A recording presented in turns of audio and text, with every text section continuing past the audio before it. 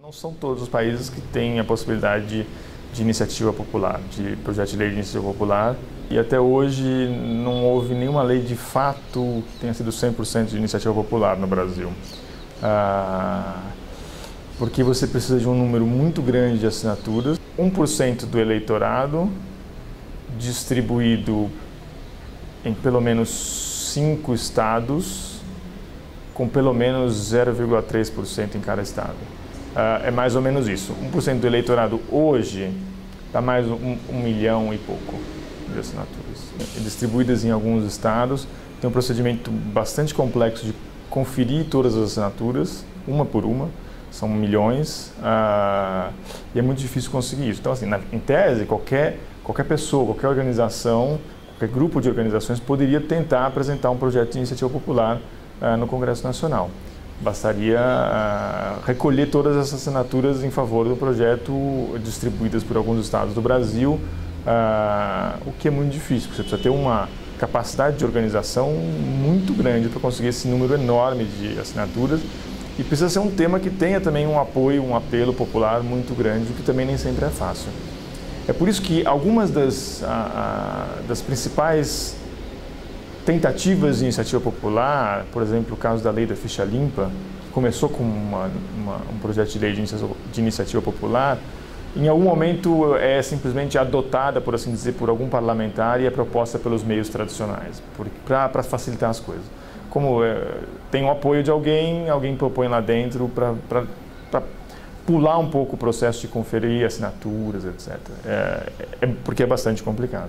Teria um potencial de ser algo bastante relevante, ou seja, na medida em que você parte do pressuposto de quem está no Congresso Nacional representa a vontade popular, então eles são simplesmente representantes. Então você poder exercer diretamente, pelo menos o poder de iniciativa, de iniciar o processo legislativo, é, claro, um poder importante. Que deve ser mantido nas mãos da população. Agora, o fato disso potencialmente ser relevante não foi ainda suficiente para transformar isso em algo faticamente relevante, porque, como eu falei, é muito difícil. Então, eventualmente, poderia ser mais fácil, ou deveria ser mais fácil, né? Mas é a própria Constituição que estabelece esses requisitos, ou seja, teria que mudar a Constituição para facilitar projetos de lei de iniciativa popular. Mas é óbvio que é um poder importante, mas difícil de ser exercitado, porque exige uma articulação e uma capacidade de organização que quase ninguém tem sozinho. E claro, você pode dizer que uma parte mais organizada da sociedade civil teria mais condições de levar adiante um projeto de iniciativa popular. Mas os fatos nos últimos 28 anos, desde a promulgação da Constituição de 88, mostram que mesmo as partes mais organizadas da sociedade civil não têm conseguido ou não têm tido interesse, difícil saber, em levar adiante iniciativas dessa forma. Porque às vezes é mais fácil, especialmente se fosse a parte mais organizada da sociedade civil, conhece, tem contatos, tem algum apoio dentro do Congresso Nacional.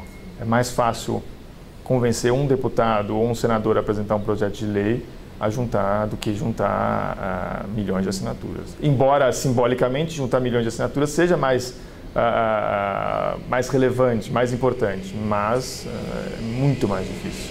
O processo legislativo ele é também bastante complexo e a gente tem que se concentrar um pouco num tipo de lei, só que é lei ordinária. A lei ordinária é o tipo mais normal de lei, né? Quase todas as leis, vocês que as pessoas conhecem, são leis ordinárias. Então, lei ordinária, o Código Civil é uma lei ordinária, o Código Penal é uma lei ordinária, o Código de Defesa do Consumidor é uma lei ordinária, a Lei de Maria da Penha é uma lei ordinária, a Lei Anticorrupção é uma lei ordinária, etc. Ou seja, a lei ordinária é a lei padrão.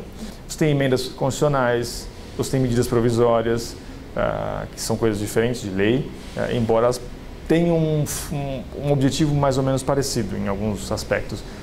E você tem lei complementar, que é um tipo específico de lei bem menos relevante assim, em termos quantitativos, são pouquíssimas as leis complementares. A lei ordinária ela pode começar tanto na Câmara quanto no Senado, depende de quem propõe.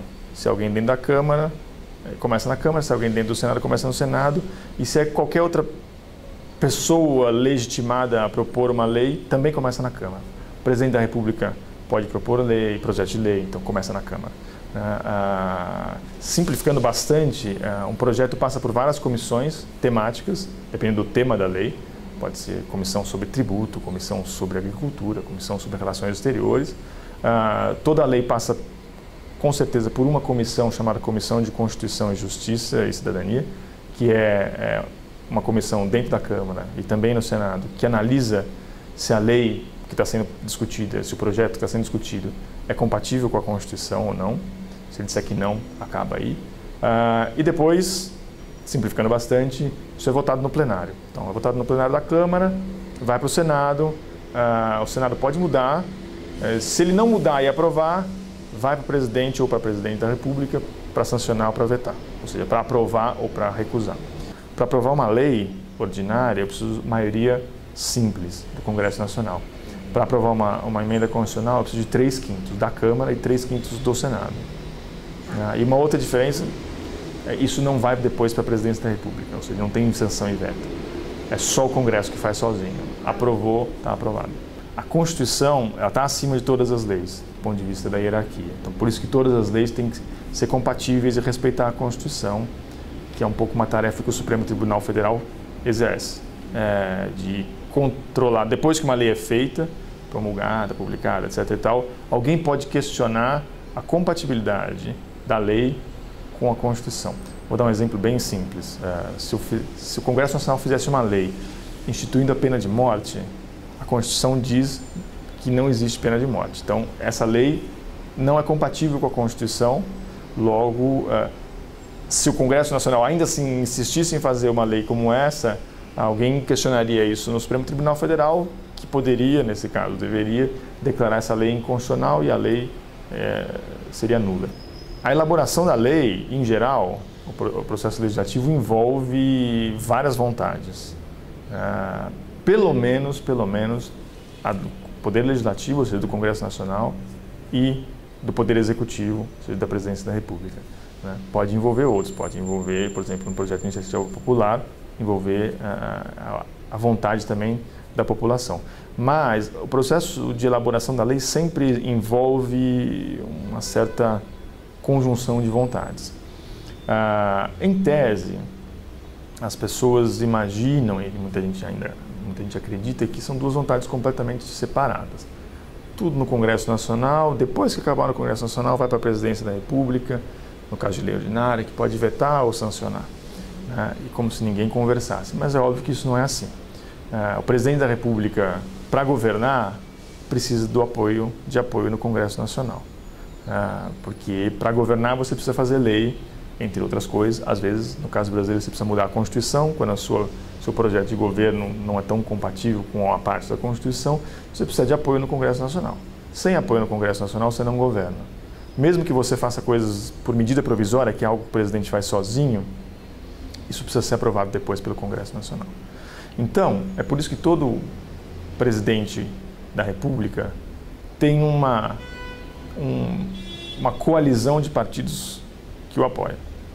Todos. Se você pegar desde 88 para cá, aqueles que tiveram uma coalizão mais fraca acabaram tendo problemas. Soa um pouco estranho falar uma certa distribuição de cargos, mas é o que acontece. Então, o presidente da República ele distribui os cargos do seu ministério de acordo com o apoio que ele quer ter no Congresso Nacional, com os partidos que podem querer apoiá-lo no Congresso Nacional. Isso funciona no parlamentarismo de forma natural, no presidencialismo é menos comum, mas no Brasil funciona assim. Ou seja, no Brasil funciona um pouco como se fosse, nesse aspecto, um parlamentarismo. Você cria o seu ministério pensando no apoio no Congresso Nacional. O que acontece? O presidente ele tenta influenciar de todas as formas o processo legislativo. Algumas um pouco mais legítimas, outras mais polêmicas. Então, você liberar um ministro para ir só participar de uma votação e voltar, por assim dizer, embora isso seja permitido, não é algo que um presidente da República ou mesmo um ministro deveria fazer. Eu tenho um ministro que eu libero ele, ou seja, eu tiro ele, eu demito o ministro para que ele deixe de ser ministro e volte a ser deputado ou senador para poder votar num projeto de lei e eventualmente ele volte depois para o ministério.